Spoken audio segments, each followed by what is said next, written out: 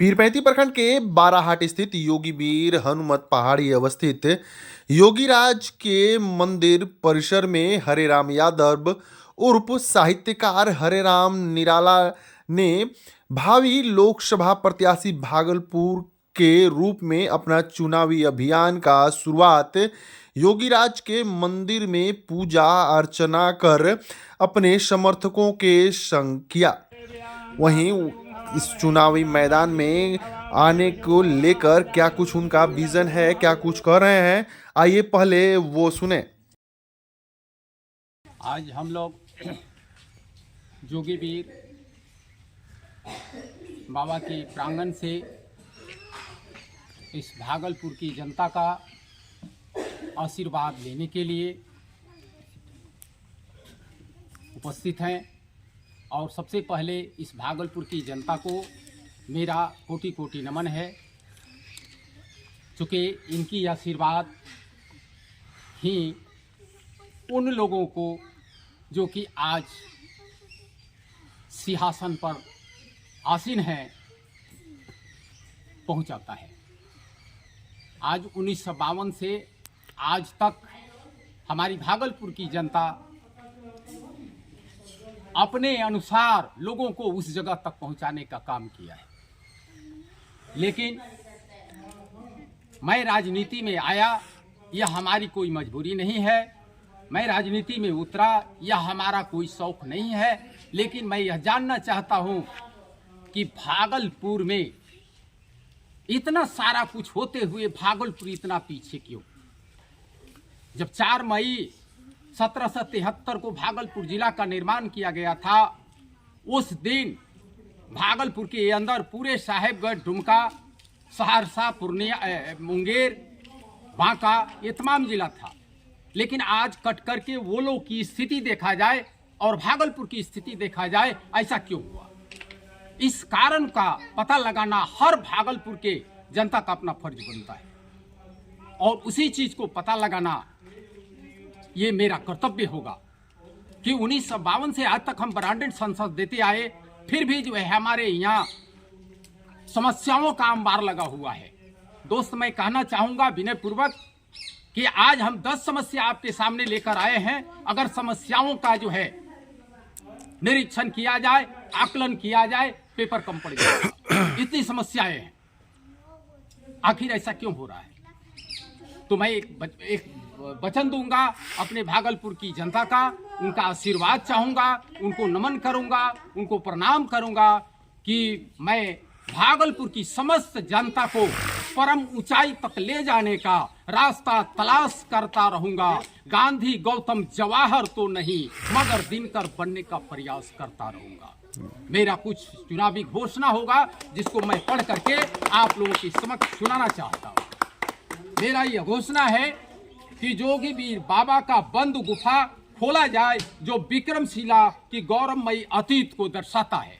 यह जानने की बात है कि विक्रमशिला विश्वविद्यालय विश्व का ज्ञान धरोहर था, जिसके छवि को जो है धूमिल कर दिया गया, उसे निखारने का काम नहीं किया गया। अगर उसे निखारने का काम किया गया रहता तो हमारे यहाँ नौजवानों को बहुत रोजगार मिला रहता। आज हम बड़े से बड़े यूनिवर्सिटी बना दिए, अपनी पुरानी विरासत को खंडहरों में तब्दील कर दिए। तो इसको जगाना है और इसका मुख्य द्वार जोगी वीर बाबा के प्रांगण से ही खुलता है और यह रहस्यमय जो है गुफा द्वार है। दूसरा का मेरा है, भागलपुर के विरासत में मिली हवाई अड्डा आज तक सुचारू रूप से चालू क्यों नहीं हुआ? यह एक सोचने की विषय है।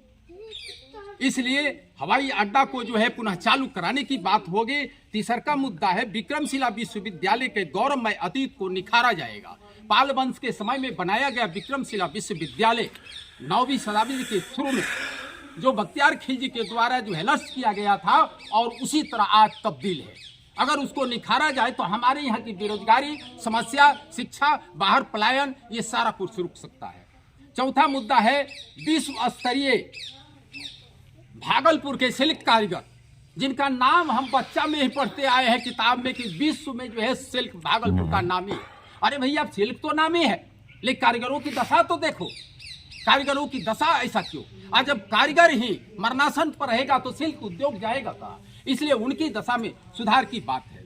फिर 35 के बहुमूल्य स्टेशन पर हम जानना चाहते हैं, हम अपने यहाँ के लोगों से पूछना चाहते हैं कि कहलगांव से ज़्यादा बुकिंग हमारे पीरपैंती स्टेशन पर है, फिर भी तिनसुकिया का ठहराव क्यों नहीं? क्या पीरपैंती की जनता तिनसुकिया पर चढ़ने के योग्य नहीं है? आज तक जो है इस मुद्दे पर कोई जो है सवाल नहीं उठाया गया।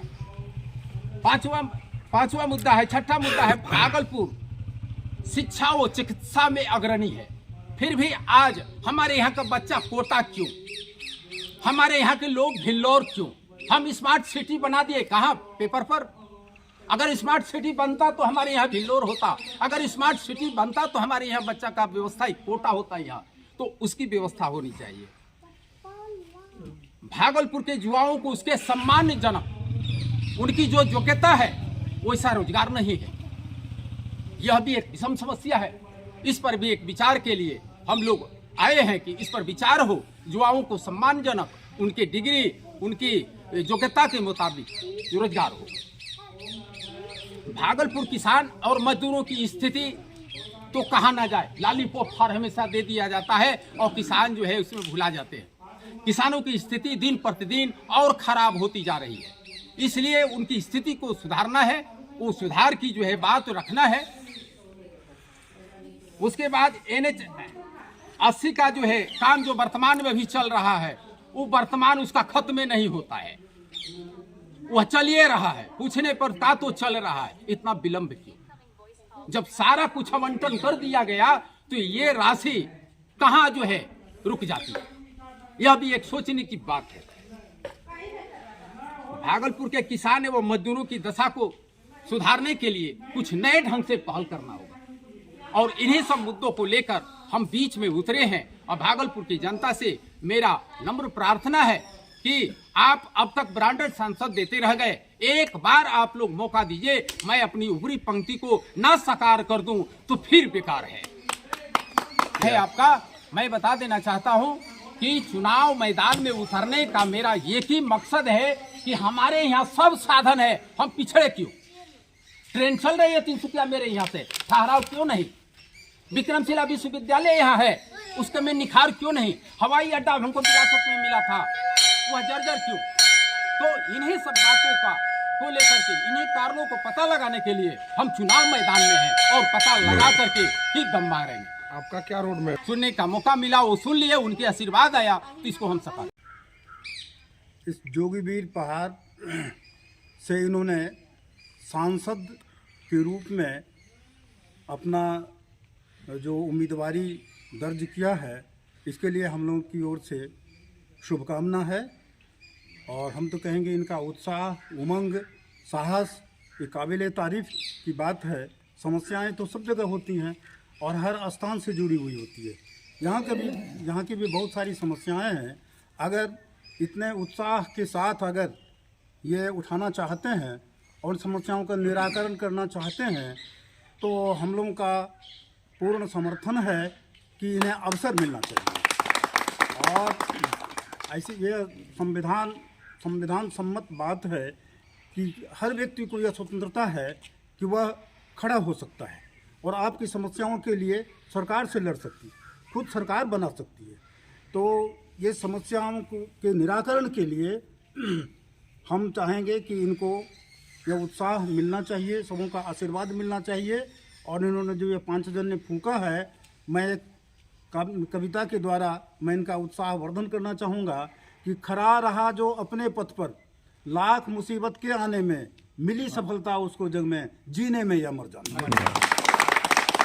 इन्हीं बातों के साथ हम सभी जो यहाँ दर्शक दीर्घा में या यहाँ उपस्थित हैं, हम कहेंगे सर्वे भवन्तु सुखिनः, सर्वे सन्तु निरामया, सर्वे भद्राणि पश्यन्तु, माँ कश्चित् दुःख भवेत्। इन्हीं भावनाओं को आप इसको आगे ले चलें और हम लोगों को अमन शांति मिले।